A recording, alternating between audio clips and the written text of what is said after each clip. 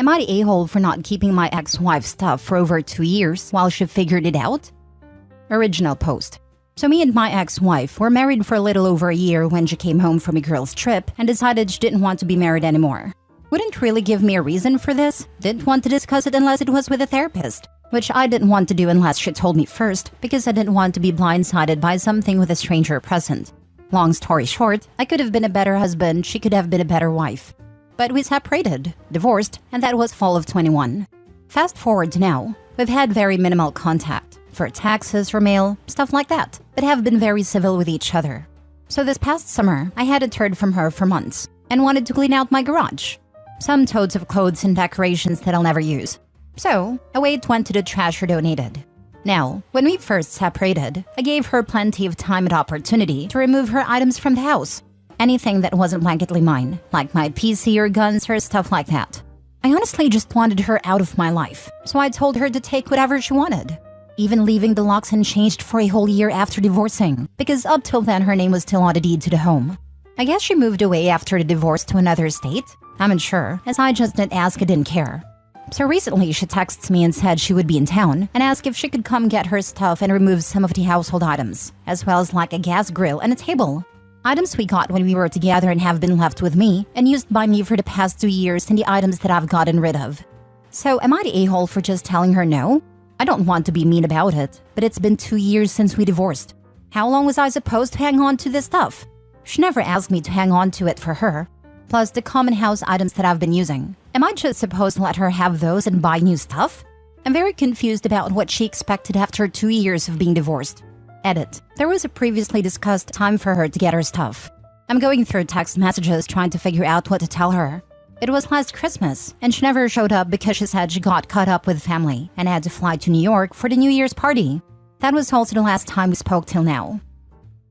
Now for the top comments before reading the update. Not a-hole, she is. Nope, she had 2 years to get her stuff. If you had kept everything, I would have told her there was a storage charge.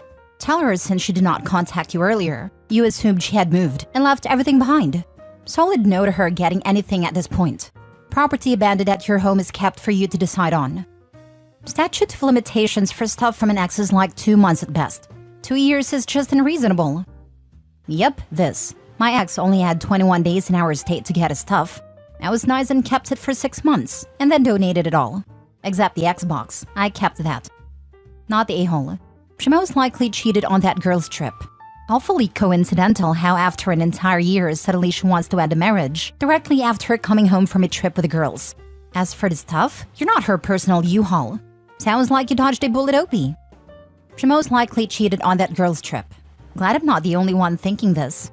How long was she going to wait before realizing she wanted the stuff Opie was holding on to? Most people have a rule, if I haven't used it in a year, I don't need it. And now she wants a gas grill and a damn table? Is OP supposed to eat on his damn knees? Hell no. She can buy that stuff herself, like she thinks OP should. Not the a-hole. She probably just broke up with the next guy and needs to furnish a new place. That's exactly what I was thinking. Why does she need his stuff now of all times? 90% likely to be furnishing a new apartment or house. Either that, or 10% likely she needs to bring something to the table in her new live-in situation, even if that is a table. Now for the mini update. I told her stuff was gone several months ago, since she didn't contact me to get it after so much time had passed.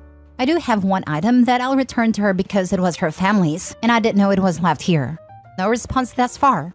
Legally, I'm fine. I talked to my attorney. Morally, I feel bad, but it is what it is. I truly figured she'd moved on, so she didn't want the stuff. Speculation about the divorce. I don't know why she left, and I don't care at this point. Chalked it up to things don't always work out. Why didn't I go to therapy? No, I didn't mistreat her. I just wanted to know if I needed to get checked for an STI. She had already made her mind up about the divorce. I didn't see a need to talk about it and hear about all the ways I've failed as a husband. I felt bad enough at the time, and it wasn't going to change her mind on leaving, so I do it. Next story. I left my husband. He tried to end himself, but the attempt made me laugh, and everyone's calling me an a-hole for it. Am I? The relationship has been consistently bad. I really tried to make things work. He didn't, and it was bad. It got to the point it was so bad it's hard to even explain to you guys. Not just cheating, but obsessive and possessive behavior to me and the women he was cheating on me with.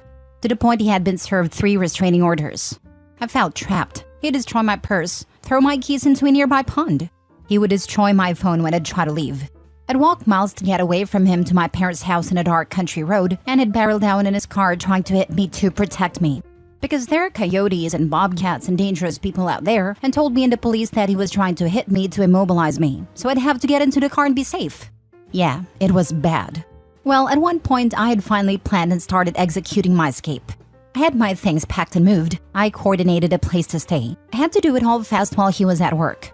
But he knew and showed up. Later found out he had secret cameras all over the house to monitor me. He fought me, physically, emotionally, everything. But it didn't work. I was already leaving. That's when he came out with one last big attempt. He blocked the truck my friend was driving. He stood in front of it screaming, crying that he was going to puke. We both yelled at him to move. He said if I don't turn around right now, he's going to end himself. We both tensed. I honestly don't know what he's capable of, what weapon he's got, if he's going to hurt himself or us. We know inside the house he's got a gun. He's always messing with it and hiding it, and I currently didn't know where it was.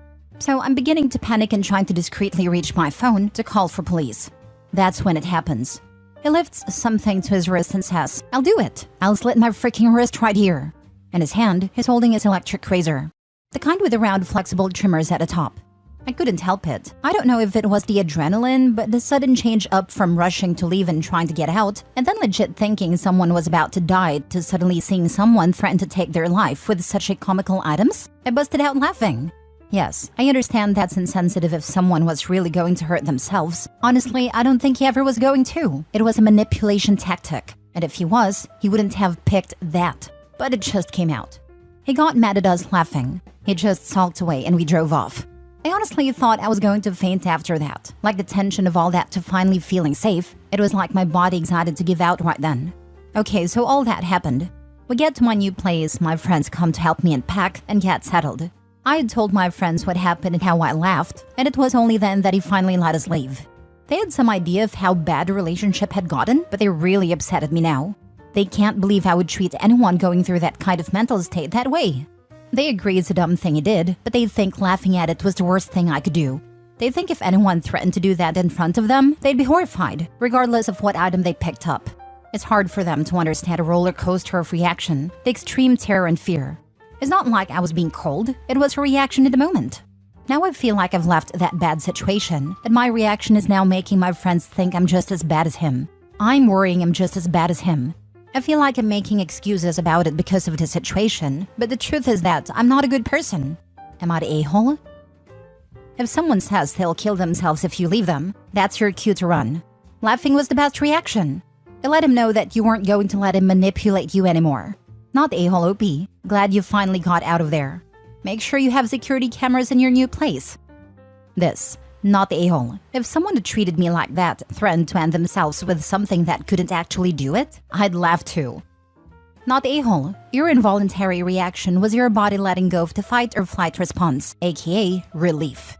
Coupled with the ridiculous weapon he was waving around, I would have laughed too. He got mad because rather than kiss his butt, you laughed at him. Manipulators really hate it when they are called out or laughed at. He definitely has some mental issues going on. Yep, the laughing is what finally showed him she couldn't be manipulated anymore. As long as OP was arguing / trying to compromise, he felt he had power. When she literally laughed at him, he knew it was gone. He wasn't sad she didn't care about his self-harm attempt. He's sad she's not in his clutches anymore. Not the a-hole OP. Next story. Am I the a-hole for refusing to take my ex-girlfriend's 2 other children with me for Christmas? I, 40 male, have a daughter, Claire, 14 female, with my ex, Amy, 39 female. Amy and I broke up when Claire was born because she felt like we settled down too soon and felt shackled by our relationship and family. We have always shared 50-50 custody since. I got married to my now wife, Jane, 35 female, about 5 years ago. Amy went on to have 2 other kids with 2 different men who aren't involved with the kids. So she has full custody of her 2 other kids, then 50% of Claire. Her 2 youngest sons are 2 and 4. Claire doesn't love her living situation with her mom. The place is crowded, and her 2 younger brothers are just, well, toddlers. She says they don't leave her alone, and she gets no time alone there. So she prefers to stay with me more often now. She also gets along really well with my now wife and wants to spend a lot of time with her. Claire asked me if she could spend Christmas Eve and Christmas Day with me and Jane. Our regular schedule is that Claire spends Christmas Eve with one of us and Christmas Day with the other. Then we switch it around the next year. I told Claire that I can't give her an answer to that without discussing it with her mom. She asked her mom before I could discuss it with her, and Amy called to tell me it's okay, and that Claire can spend both days with me because she has her hands full anyway, and it would take some work off her plate. I'm excited to have both days with Claire, and so is Jane. Jane actually suggested we go somewhere since we have both days to spend with Claire. So we planned a trip to a beach resort in another city. I called Amy to let her know and she said it's fine, but she called me back 2 days later asking if there's any chance I can cancel the beach trip and do something in our city, and also include her son so that she can go and see her family this Christmas. She said her sons don't have passports, so she can't take them to another country with her to visit her family. But this is the only time she has to visit her family because she always has to work. I said I barely know her kids, so it's going to be strange to just take them in and take care of them for however many days she's gone. I want to just relax with my wife and Claire, and taking care of 2 toddlers that I don't even personally know is not my idea of a good Christmas. That's so much pressure, and I haven't taken care of a toddler in about a decade. I also already told Claire about the beach trip, and she was so excited, so simply staying home isn't an option if it's not an emergency. I don't imagine she'll be too happy to have her brothers come along when she complains about being at her mom's house because of them either. I told Amy the reasons above, except that Claire doesn't like being around her brothers, and she said I'm doing this to punish her for leaving me, and that I could easily take care of her sons, but I'm being spiteful. I told her to stop being ridiculous. We broke up 14 years ago, and I've found a love of my life after that. There's no reason on earth for me to be spiteful. I said I really am sorry to decline her request, but I'd rather just be with my immediate family this Christmas. She said she didn't think I was the type to alienate children out of spite, and she's disappointed in the man I've become. This is the first time since our breakup that we had an argument or anything even close to it. She usually isn't like this, so while I think it's unreasonable of her to expect me to take care of her 2 sons while she's gone, I'm kind of worried I damaged our co-parenting relationship. Now for the top comments. Not the a-hole. Don't cave in. Claire is your only child. Your ex's sons, poor toddlers, they really deserve better. Or not. Amy and I broke up when Claire was born because she felt we settled down too soon and felt shackled by our relationship and family.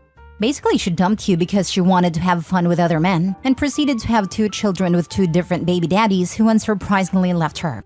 And now after realizing how badly she messed up by dumping you, she wants to use you to make her life easier and have fun again. What a hypocrite of a woman. She made her bed, and now she should lay in it. Seeing her history, I'd also be concerned that she wouldn't return, at least for a while. I thought the same thing, that she would either be gone for way longer than agreed upon, or she wouldn't return at all, especially if she plans on going out of their country. Not the a-hole OP and don't back down. Stand your ground. Not the a-hole. It sounds like Claire might move in with you full-time. I bet Claire would love to. I wonder how many diapers Claire has had to change. OP isn't alienating Claire from her mother. Her mother's behavior is alienating Claire. No wonder she wants to spend more time with OP. Last story. Am I the a-hole for asking my stepdaughter to ask her biological dad for help with her pregnancy bills? My stepdaughter, Claire, 24 female, had her wedding last year. We have had a strained relationship since she never took me dating her mother. However, I've always supported her in whatever way I could and considered her as my own daughter.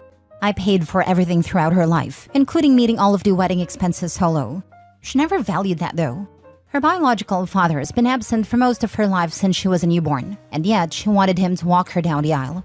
When my son asked her why she doesn't want me, she said, "I want to have my real father, and not someone who's not even related to me. At least mine never used to be like a bulldog."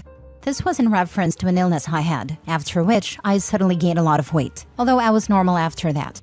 I was shocked, but did not argue, and I also did not decline to meet her expenses as I'd agreed to it. I attended a wedding and everything was fine after that.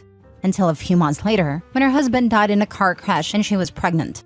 She required help with money and turned to me for help. I refused and said, "Ask your biological dad for this. I'm just a bulldog. What can I do?" She got mad and said I'm holding that over her. But I said nothing and asked her to leave my house. My wife's mad at me for that and saying that I should be considerate. Am I the a-hole? Not the a-hole. She didn't make a simple mistake. She directly insulted you and said you're not even related to her. Why would someone unrelated go out of his way to help her? She doesn't get to complain that you're holding anything she did over her when she's never even tried to apologize for it. Tell your wife that if you're shown consideration, you'll give consideration, but you're not going to be abused and pay for the privilege. She thought she could be rude to and insult OP forever and keep using him as an ATM. She was wrong. We're not talking about a 5-year-old whose parents have split and they're struggling with all their emotions. We're talking about a grown adult who was happy to take your money, whose bio dad has never been around, and who thinks they can treat you like a punching bag ATM combo. I'm sorry for her that her husband passed away, but that is neither your fault nor responsibility, especially given the way she has treated you. With the info provided, not the a-hole. People should get life insurance and do some estate planning when expecting a baby. Especially at his age, the premium would have been very small relative to the payout. Good grief. Not the a-hole. This is why you treat people with respect in the good times. Aside from the fact that it's the nice thing to do, you might need their help when things are bad.